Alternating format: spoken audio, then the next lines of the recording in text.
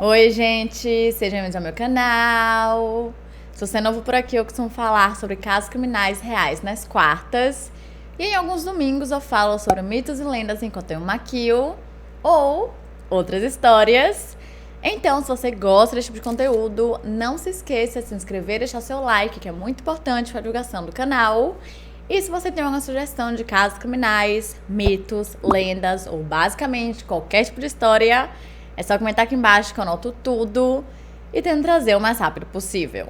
E caso você tenha alguma história real de algum caso criminal que aconteceu com você, com a sua família ou até mesmo na sua cidade, mas que não teve ali tanta repercussão assim, ou até mesmo algum evento mais paranormal que a gente tanto ama, é só enviar pro e-mail ddmeanoitestories@gmail.com, que em breve, muito breve, começaremos o nosso novo quadro mensal depois da meia-noite. Então, chega de blá blá e vamos pro caso de hoje.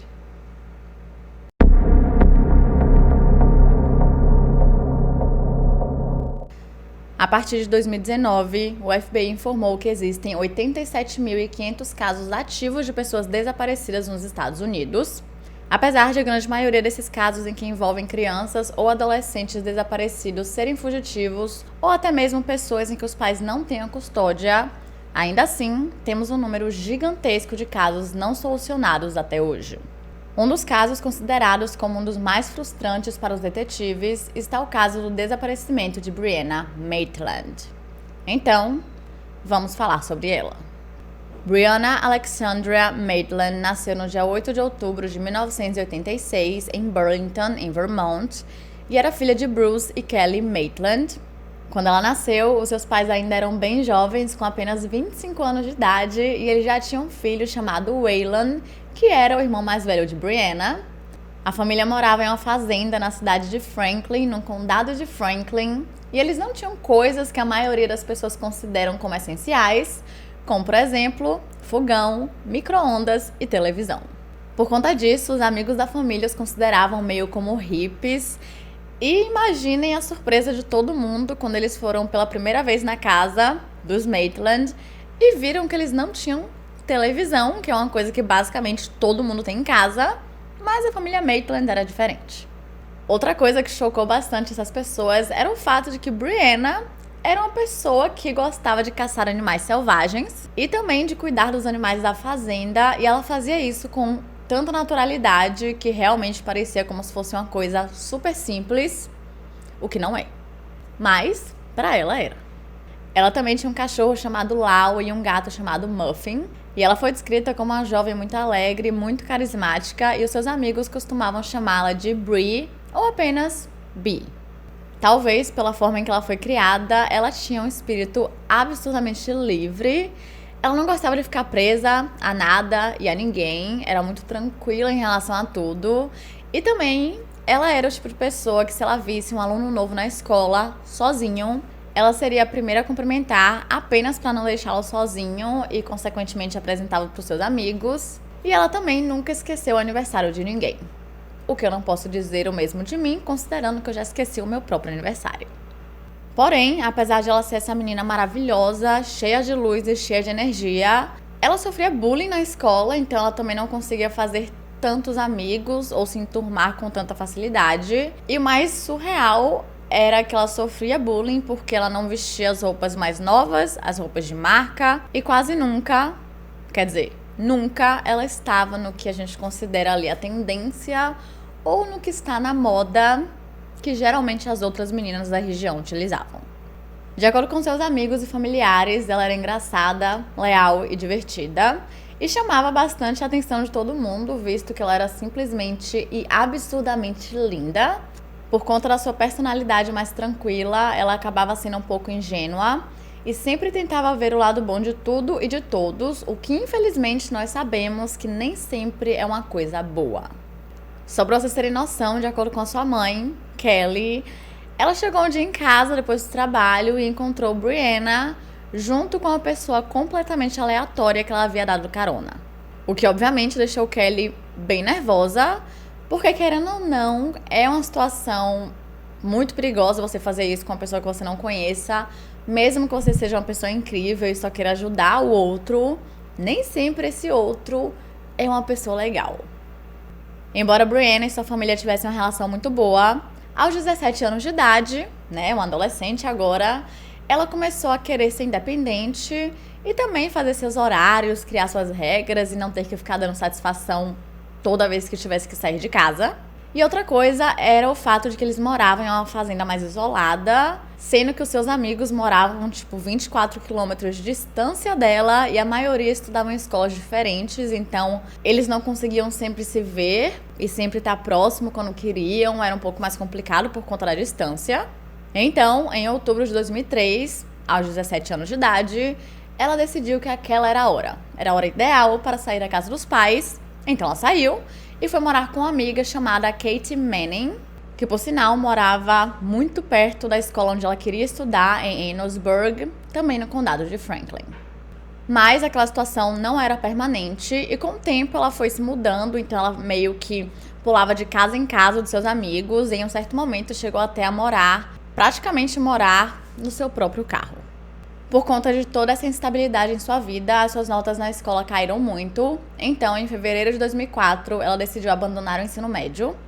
Nessa época, ela passou a morar com sua amiga de infância, chamada Gillian Stout, e finalmente conseguiu se estabelecer melhor e até entrou em um programa de equivalência do ensino médio para conseguir o seu diploma, e ela queria muito entrar na faculdade comunitária. E agora, depois de um tempo passando por algumas dificuldades, a relação da família Maitland estava voltando ao normal. Pouco tempo depois, Brianna conseguiu 2 empregos de meio período, um como lavadora de pratos no hotel Black Lantern e outro no restaurante KJ's Diner. No dia 19 de março de 2004, que era uma sexta-feira, Brianna acordou bem cedo para fazer o teste de desenvolvimento educacional geral, mais conhecido apenas como GED, e sua mãe foi lhe buscar para que elas pudessem tomar café da manhã. E após o teste, elas iriam fazer compras porque Brianna estava precisando de calças pretas para o trabalho no restaurante. Mais tarde, quando as duas estavam na fila do caixa da loja onde elas estavam comprando a calça, Kelly percebeu que alguma coisa do lado de fora chamou a atenção de sua filha. E logo em seguida, Brianna disse que voltaria já já e então ela saiu da loja. Enquanto isso, Kelly pagou as compras e a encontrou novamente no estacionamento. Dessa vez ela estava sozinha. Só que uma coisa que ela percebeu era que sua filha estava com um comportamento bem diferente. Antes ela estava calma e relaxada e agora ela estava inquieta e tensa. E como Kelly queria respeitar sua privacidade, ela decidiu não perguntar nada naquele momento e depois ela perguntava com calma para ver se estava tudo bem, se tinha acontecido alguma coisa. Mas ela sabia com 100% de certeza que o que quer que tenha acontecido no estacionamento aborreceu e muito Brianna. Em seguida, ela deixou na casa de Gillian e antes de sair do carro, Brianna lhe deu um abraço e disse que a amava, antes de entrar dentro da casa para poder se arrumar para o seu turno no hotel Black Lantern. Por volta das 3h30 da tarde, ela deixou um bilhete para sua amiga, Gillian, dizendo que ela iria trabalhar e que voltaria mais tarde. Então, ela pegou seu carro e foi embora. Naquela noite, o hotel estava bem movimentado e ela passou praticamente o tempo todo lavando pratos e ajudando o resto dos funcionários. E os seus pais, Kelly e Bruce, estavam em um restaurante relativamente perto dali. Então, Kelly perguntou ao marido se ele achava que eles deveriam passar no hotel para falar com a filha, mas ele disse que não, porque não queria envergonhá-la em seu novo emprego, e por conta disso eles foram para casa. Às 11h20 da noite, o turno acabou, mas aparentemente era bem comum todos os funcionários ficarem ali socializando um pouco, fofocando, bebendo, etc. Só que Brianna tinha que acordar cedo no dia seguinte para o seu trabalho no restaurante. E como ela estava muito cansada, ela decidiu não ficar. Então ela se despediu de todo mundo e entrou no seu carro. E de acordo com alguns funcionários, ela saiu do estacionamento e foi em direção à estrada. Mas, infelizmente, essa foi a última vez que Brianna Maitland foi vista. No dia 20 de março, apenas um dia depois que Brianna foi vista pela última vez, a polícia foi informada sobre um veículo abandonado fora da estrada na Rota 118. Pouco tempo depois, um policial estadual chegou ao local, onde ele encontrou um Oldsmobile Delta verde que estava a uma curta distância da estrada e que estava apoiado em uma casa abandonada que era conhecida como Dutchburn, que ficava a uma certa distância do hotel Black Lantern. E apesar de não ter nenhum dano significativo no carro, tinha um buraco na casa, perto do local onde o carro estava. E por conta disso, o policial não ficou preocupado, porque nada lhe chamou tanta atenção assim. E dentro do carro só tinham alguns pertences pessoais e 2 cheques do hotel Black Lantern. Com isso, ele assumiu que aquilo ali tinha sido apenas um bêbado que havia abandonado o carro com medo de receber uma multa. Então, ele largando o carro ali e voltando para casa a pé, ele meio que evitava isso. Após analisar bem por cima todo o local e o veículo, o policial decidiu ir até o hotel Black Lantern, afinal tinha um cheque de pagamento dentro do carro, mas quando ele chegou lá, o hotel já estava fechado e por conta disso, ele voltou normalmente para sua patrulha e seguiu a sua noite tranquilamente. Mais tarde, o carro foi rebocado para uma oficina local e lá ele basicamente foi esquecido. Pois é. Quando a amiga de Brianna, Gillian, chegou em casa naquela noite, na noite em que ela desapareceu, ela viu o bilhete, então por conta disso ela decidiu ir para casa dos pais e ela só voltou 2 dias depois, no dia 21 de março. E ao retornar, 2 dias depois, e ver que a casa estava exatamente do mesmo jeito, ela apenas imaginou que Brianna teria ido para casa da família ou até mesmo para casa de algum amigo, e por conta disso ela não ficou preocupada e seguiu para fazer as tarefas que ela precisava fazer naquele dia. No dia 23, ainda sem sinal de Brianna, Gillian começou a achar um pouco esquisito, então ela decidiu ligar para Bruce e Kelly Maitland para perguntar se Brianna estava com eles, mas Kelly disse que não, que ela achava que ela estava com ela, e foi nesse momento que todo mundo começou a entrar em pânico. Imediatamente, Kelly começou a entrar em contato com todo mundo que ela conhecia, enquanto Bruce, que estava em Nova York a trabalho, tentou ligar para a filha, mas não teve nenhuma resposta. Então, na mesma hora, ele entrou em seu carro e começou a dirigir de volta para casa. Logo em seguida, Kelly ligou para o 911 e informou o desaparecimento de sua filha, e imediatamente ela foi colocada no Centro Nacional de Informações sobre Crimes, como sendo uma jovem desaparecida, e um alerta seria enviado a todas as agências nacionais. No dia seguinte, dia 24 de março, Kelly e Bruce Maitland começaram a fazer mais telefonemas e também foram na área ao redor procurando pela filha para ver se encontravam algum sinal, alguma pista ou qualquer coisa que levasse ao seu paradeiro. E Kelly chegou até a cogitar a possibilidade de que ela tivesse fugido de casa para ir para Pittsburgh para poder morar com a tia, que se chamava Tammy Fisher, porque as duas eram muito próximas, então quem sabe ela tivesse decidido fazer isso em cima da hora e talvez não tivesse conseguido entrar em contato com a família ou algo do tipo. Mas quando ela ligou para Tammy, ela também não fazia a menor ideia do que poderia ter acontecido. E algumas pessoas realmente começaram a acreditar que ela teria fugido. Essa teoria chegou a ser considerada porque a amiga de Brianna, chamada Shauna LaBelle, disse que ela vivia falando sobre o seu sonho de ir embora de Vermont e se mudar para a cidade grande. E alguns de seus amigos até disseram que foi exatamente isso o que eles pensaram que ela tinha feito quando descobriram sobre o seu desaparecimento. Literalmente todo mundo sabia que ela queria sair da cidade rural e ir para uma cidade grande, porém todo mundo sabia que ela nunca faria isso sem se despedir, sem falar um tchau e muito menos sem falar para ninguém. No dia 25 de março, Kate e Bruce Maitland foram até a delegacia mais próxima, que ficava em St. Albans, onde eles foram mostrar fotos de Brianna e também no seu carro, que adivinha, era um Oldsmobile Delta verde. E só então que um policial mostrou a eles a foto do carro que havia sido encontrado na Rota 118, a apenas 2 km de distância do hotel Black Lantern, e imediatamente eles confirmaram que aquele era o carro de Brianna Maitland. De acordo com Kelly, no momento em que ela viu a foto, ela começou a sentir calafrios e vontade de vomitar. E quando eu li isso, eu fiquei bem chocada e triste, porque é aquilo, né? Intuição de mãe nunca falha. E geralmente em todos os casos em que alguma mãe fala que sentiu calafrio ou que teve um pressentimento muito ruim, o resultado nunca era bom. Sinceramente, eu não preciso nem dizer pra vocês o quanto de raiva que o Bruce sentiu no momento em que ele viu a foto, porque ele começou a se questionar o porquê diabos eles não haviam sido notificados antes, considerando que esse carro havia sido encontrado no dia 20 e eles haviam ido na delegacia no dia 25. E o que mais irritou a família, e acredito que a todo mundo que ouça falar nesse caso, é o fato de que o policial que foi no local, ele chegou a anotar a placa Ele jogou a placa no registro e ele sabia que aquele carro estava no nome de Kelly Maitland. Ou seja, se ele tivesse decidido apenas ligar para falar que o carro havia sido encontrado, tudo teria sido conectado e, não sei, alguma evidência que estivesse lá naquele momento poderia ter sido identificada. Mas não foi isso que ele fez. Em seguida, Waylon, o irmão mais velho, encontrou o carro em uma oficina local, onde Bruce acabou indo encontrá-lo e ele descobriu que o porta-malas nem havia sido aberto para ver se, sei lá, tinha alguma evidência ali dentro. E ele sabia que o porta-malas não havia sido aberto porque a chave do carro não havia sido encontrada. E mesmo morrendo de medo de acabar encontrando o corpo de sua filha ali dentro, Bruce teve que tomar coragem e ele conseguiu abrir o porta-malas com o pé de cabra. Felizmente, as únicas coisas encontradas no porta-malas foram pertences pessoais de Brianna e algumas coisas de seus amigos.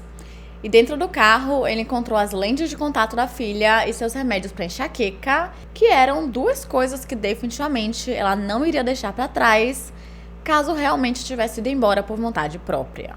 Foi então que a família Maitland começou a entrar em pânico e passaram a acreditar que algo muito ruim tinha acontecido com ela.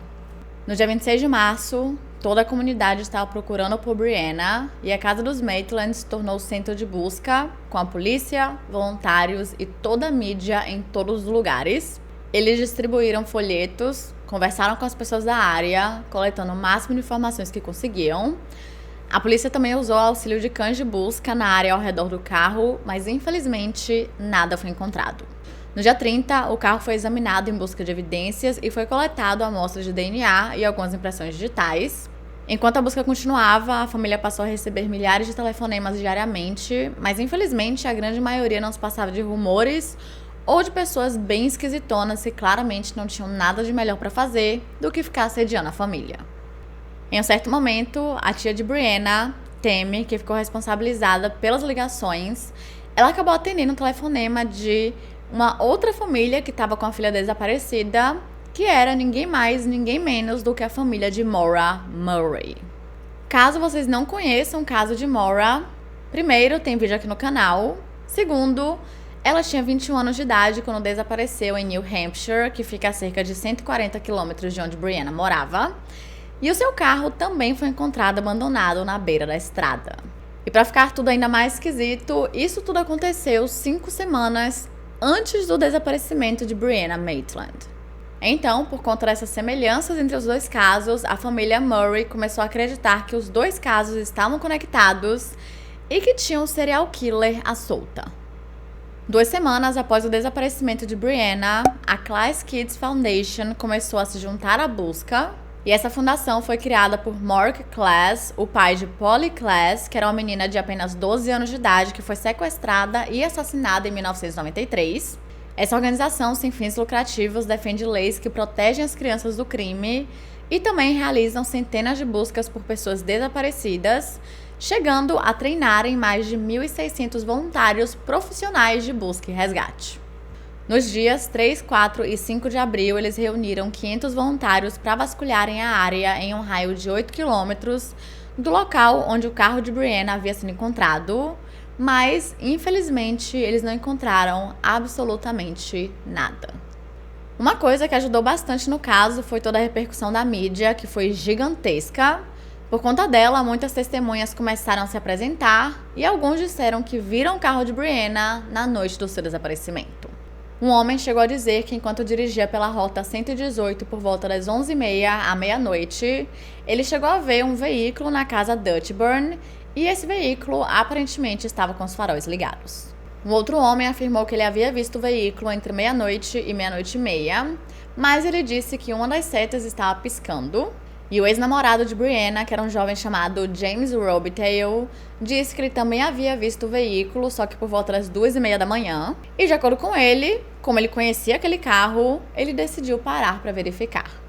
Porém, James contou 2 versões diferentes sobre o que ele teria feito naquela noite.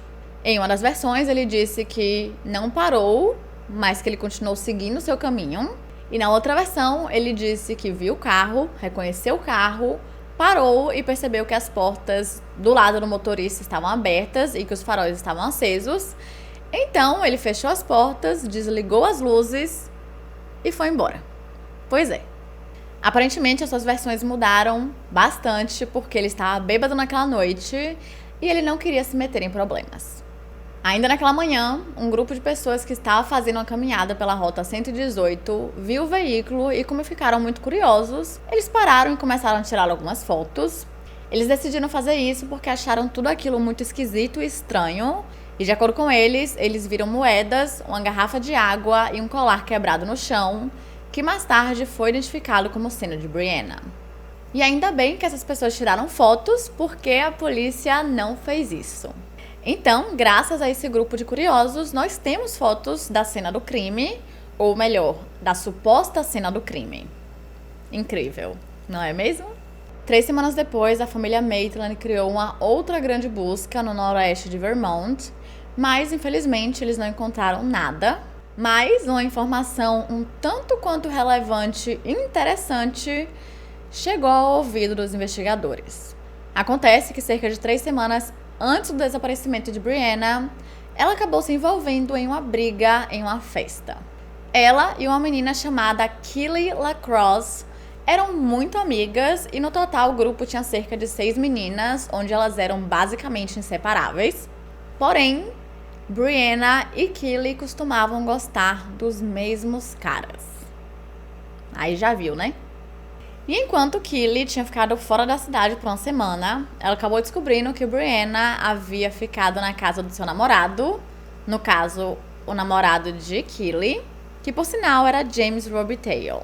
Quando ela voltou, ela conversou com James e ele admitiu que realmente a havia traído com Brianna. Acontece que nessa época elas não eram mais tão amigas assim, eu não sei exatamente o nível de amizade que elas tinham, mas pelo que eu entendi, elas ainda eram amigas, mas não eram mais tão próximas, considerando que Brianna não estava mais no ensino médio, ela tinha feito lá o teste de desenvolvimento educacional, enquanto o resto do grupo estava no ensino médio, então foi tipo um afastamento natural, não foi porque elas brigaram ou algo do tipo, pelo menos não naquela época. Pouco tempo depois que Kelly voltou para Vermont, ela viu Brianna dentro do carro de James e para ela isso foi o estopim, então as duas começaram a brigar feio e a partir daí as duas pararam de ser amigas, né? Realmente é uma situação um pouco complicada. E para piorar a situação ainda mais, porque sim, sempre piora, alguns dias depois, Brianna apareceu em uma festa com James e quando Kelly viu aquela situação, ela ficou 100% pistola. Mais tarde, ela admitiu que havia provocado Brianna a noite inteira, mas como Brianna não estava reagindo, isso meio que a deixou ainda mais com raiva. Sabe quando você tenta brigar com uma pessoa e a pessoa tá, tipo, sem reação? Sem fazer nada, sem reagir com aquilo? E isso acaba te deixando ainda mais com raiva porque você quer brigar, você quer discutir e uma hora você explode. Finalmente, Brianna se cansou daquilo, ela não estava aguentando mais, então ela decidiu sair da festa e foi pro carro ficar esperando o James. Só que Kelly foi atrás dela, começou a bater diversas vezes no vidro do carro até que ela baixasse. E quando ela baixou, ela lhe deu 2 socos na cara e ficou ali gritando com ela, perguntando se ela iria sair para brigar. Mas Brianna não era uma pessoa de confrontamento, ela odiava isso, ela sempre evitava ao máximo. Então ela apenas abaixou a cabeça e ficou chorando, até que James aparecesse e que ele fosse embora. Em seguida, ela foi levada para o hospital porque ela estava com o nariz quebrado, os olhos estavam roxos e ela estava com a concussão. Sim, aparentemente, Kelly era extremamente forte. Obviamente, os seus amigos falaram para ela fazer um boletim de ocorrência, o que no começo ela ficou meio hesitante, ela não queria muito, só que no final acabou fazendo. E quando seus pais perguntaram por que ela não havia revidado, considerando que ela fazia jiu-jitsu, ela disse que ela não queria fazer nada para que as pessoas não gostassem dela. No dia 9 de abril de 2004, quando Brianna já estava desaparecida, as acusações contra Kelly foram retiradas, não sei exatamente porquê, mesmo contra as objeções da família Maitland. E Kelly LaCrosse foi uma das 7 pessoas a serem intimadas a testemunhar sobre o desaparecimento, mas ela foi super cooperativa, dando várias informações e dizendo tudo que ela sabia. Ela chegou a ser interrogada várias vezes e a polícia não acredita que ela esteja envolvida. Infelizmente, essas são todas as informações que se tem sobre o caso, pelo menos os fatos. Então, vamos falar sobre as teorias. Exatamente na mesma época do desaparecimento de Brianna Maitland, estava tendo uma epidemia de substâncias ilícitas em Vermont, principalmente entre os adolescentes, e existiam, como sempre, alguns grupos nada legais, sendo alguns que chamavam ainda mais atenção na polícia, como por exemplo um que era comandado por um homem chamado Ramon Reyes, mais conhecido apenas como Street, e por um outro homem chamado Nathaniel Jackson, mais conhecido como Low. Acontece que ambos haviam saído de Nova York para irem para Vermont apenas para distribuírem essas substâncias ilícitas. De acordo com sua própria amiga, Shauna, ela disse que Brianna já havia lhe dito que em algumas festas ela fumava verdinha e que também utilizava crack. E o investigador que foi contratado pela família Maitland, chamado Greg Overrecker, conseguiu juntar Brianna, Street e Low juntos em várias ocasiões. 4 semanas após o desaparecimento, os Maitlands receberam um telefonema anônimo onde a pessoa dizia que Brianna estava sendo mantida presa contra sua vontade em uma fazenda em Reservoir Road, em Berkshire, que fica a cerca de 16 quilômetros de distância do local onde o seu carro foi encontrado. Imediatamente, Bruce Maitland falou para a polícia que eles tinham que fazer uma busca no local e, caso eles não fizessem, ele mesmo iria reunir um grupo de amigos e faria sozinho. Mas a polícia disse que fariam sim, e pouco tempo depois eles foram até o local e adivinha? Eles descobriram que aquela fazenda pertencia a ninguém mais, ninguém menos do que Ramon Reyes e Nathaniel Jackson. Suspeito. Ambos foram interrogados, mas negaram saber onde Brianna estava, e outros 2 adolescentes que estavam na casa também negaram saber de qualquer coisa. E os homens permitiram que a casa fosse revistada pela polícia, mas nada que pudesse ser ligado a Brianna foi encontrado. Porém, todos foram presos por posse de substâncias ilícitas. Após as acusações, Nathaniel se mudou para as Carolinas, onde ele foi preso pelas mesmas acusações, enquanto Ramon Ryan se mudou com uma menina chamada Gia Collins. Poucos meses depois, Gia foi dada como desaparecida pelo próprio Ramon e os seus restos mortais foram encontrados pouco tempo depois. Após a investigação, a mulher chegou a ser presa porque ela confessou o crime, dizendo que tinha a matado após roubá-la. E Ramon nunca foi acusado de nada, de nenhum envolvimento, apesar de que muitas pessoas acreditam que sim, que ele estava envolvido de alguma forma. Tanto ele quanto Nathaniel continuaram afirmando que eles sabiam quem era Brianna, mas que eles não a conheciam muito bem. Era realmente algo muito superficial. Mas o detetive particular, Greg Overrecker, disse que isso era uma grande de uma mentira porque existiam evidências que comprovavam que eles passavam muito tempo juntos e que também outras pessoas disseram o contrário. Mas, infelizmente, não existe nenhuma evidência, nada, que realmente comprove que eles estejam envolvidos no que quer que tenha acontecido com Brianna Maitland. Uma outra teoria seria de que Brianna estava devendo dinheiro a alguém por conta do seu suposto uso de substâncias ilícitas. Na época, a polícia acreditou, e muito nessa teoria, chegando ao ponto em que o jornal publicou um artigo afirmando que o seu desaparecimento era por conta disso, mesmo que não houvesse nenhuma evidência que comprovasse isso. Bacana. Depois de um tempo, eles publicaram a retratação e pediram desculpas à família Maitland. Porque é bom lembrar que, assim, não existe nenhuma evidência de que ela realmente usava alguma coisa. É uma teoria que foi criada, mas pelo que eu vi, seus amigos nunca a viram usando nada, mas eles iam com base no que ela falava.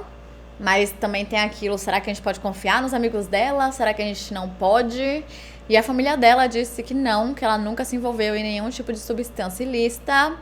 Mas também nem sempre a família sabe exatamente o que o seu filho, o seu parente tá fazendo por trás. Muitas pessoas teorizaram que um grupo, que seria o grupo que ela devia dinheiro, teria feito um plano para assustá-la e então fizeram com que ela se encontrasse com eles na casa Dutchburn, que foi a casa onde seu carro foi encontrado. Só que esse plano acabou dando muito errado e ela acabou morrendo acidentalmente. E essa teoria foi criada porque aquele local, aquela área onde eles estavam, e não só aquela área, mas também todos os campos isolados de Vermont, eram conhecidos como serem os pontos onde os adolescentes iam para fazer coisas que eles não queriam que os seus pais descobrissem, como, por exemplo, beber, e utilizaram algumas coisinhas. Outra teoria teria sido que Brianna havia sido sequestrada não por uma, não por duas, mas por várias pessoas. E os seus próprios pais acreditam que provavelmente esse teria que ser o caso porque, como eu falei, Brianna era treinada em jiu-jitsu, então não seria qualquer pessoa que conseguiria dominá-la com facilidade. E eles também acreditam que outra possibilidade seria de que alguém teria ficado obcecado com ela, talvez um stalker, não sei. Então, de alguma forma, ele teria conseguido entrar no seu carro e se escondeu no banco de trás e decidiu atacá-la quando ela saiu do hotel Black Lantern, porque assim, atacando de surpresa e por trás, teria sido muito mais fácil dominá-la. Uma teoria final que acabou sendo descartada pelo FBI é que Brianna foi vítima do serial killer do Alasca, Israel Keyes.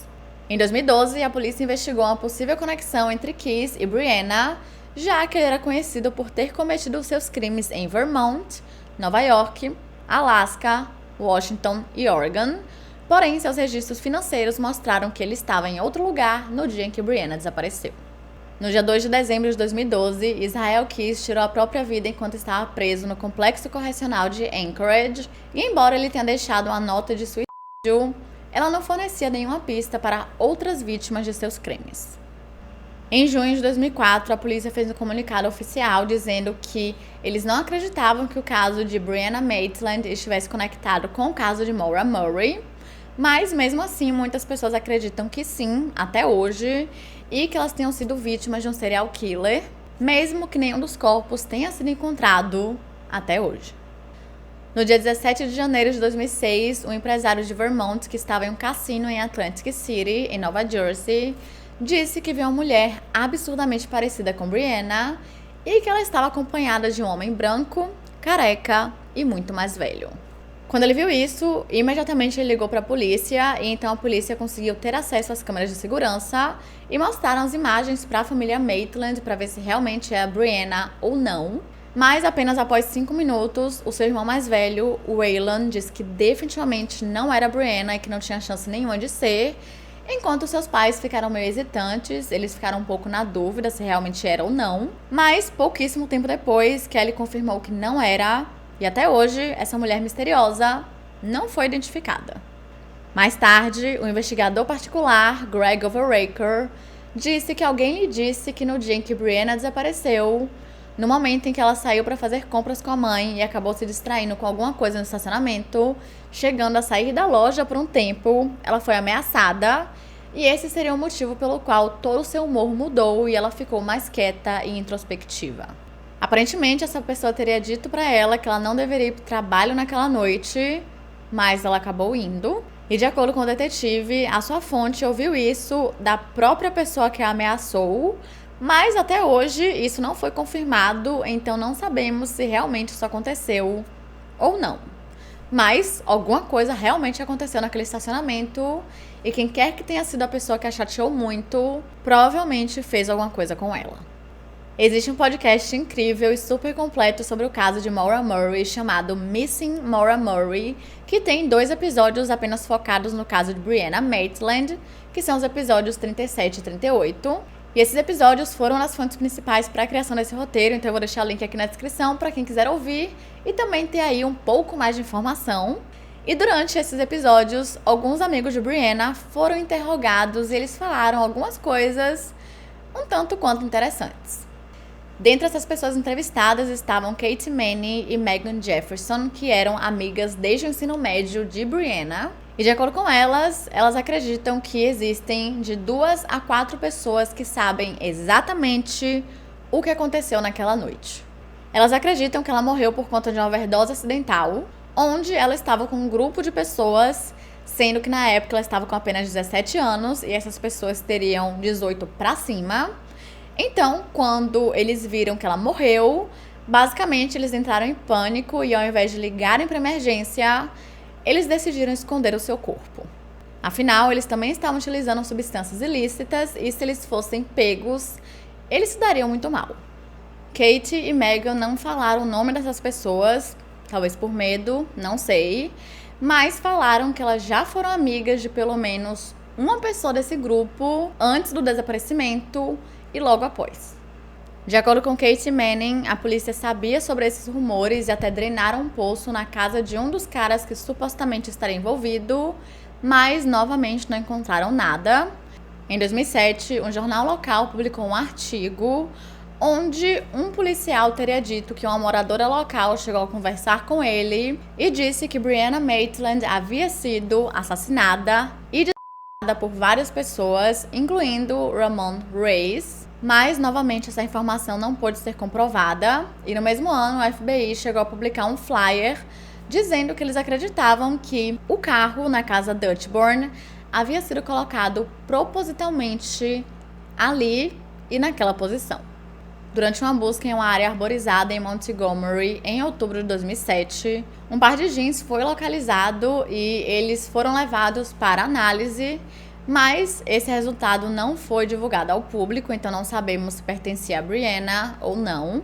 E só em março de 2016 que as informações sobre os DNAs encontrados no carro dela foram divulgados ao público, mas os resultados também foram mantidos em sigilo. Então não sabemos a quem eles pertenciam, se eram da família, tipo pessoas normais que usavam o carro dela, ou se poderiam ser de suspeitos. Mais de 4 anos depois, em setembro de 2020, a Unidade de Crimes Graves da Polícia do Estado de Vermont se uniu à OutRun Inc. para reexaminar as evidências. E a OutRun é o primeiro laboratório de DNA privado do mundo construído para aplicar sequenciamento paralelo moderno com evidências forenses. Atualmente, a polícia do estado de Vermont está oferecendo a recompensa de até $5.000 por informações que levem à resolução do caso ou a prisão e condenação dos responsáveis. De acordo com eles, a investigação ainda está ativa, mas nenhum suspeito foi oficialmente anunciado e centenas de pessoas foram interrogadas para ver se eles encontravam alguma coisa ou descobriam alguma informação nova. E basicamente, todos os meses eles recebem novas pistas e novas informações. Mas infelizmente, esse caso permanece um grande mistério até hoje.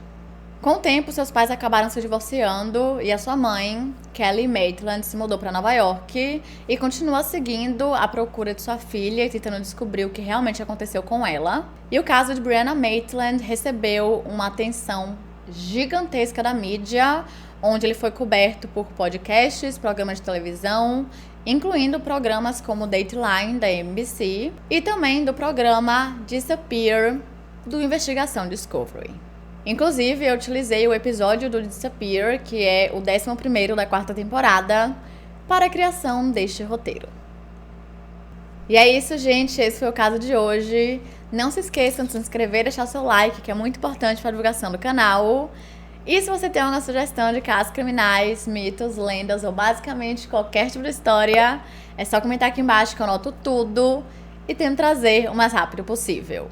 E caso você tenha alguma história real que aconteceu com você, em que envolva algum caso criminal, podendo ser com você, com a sua família ou na sua cidade, ou até mesmo um evento mais sobrenatural, é só enviar por e-mail ddmeanoitestories@gmail.com, que em breve começaremos o nosso novo quadro mensal, Depois da Meia-Noite. Então é isso, até semana que vem!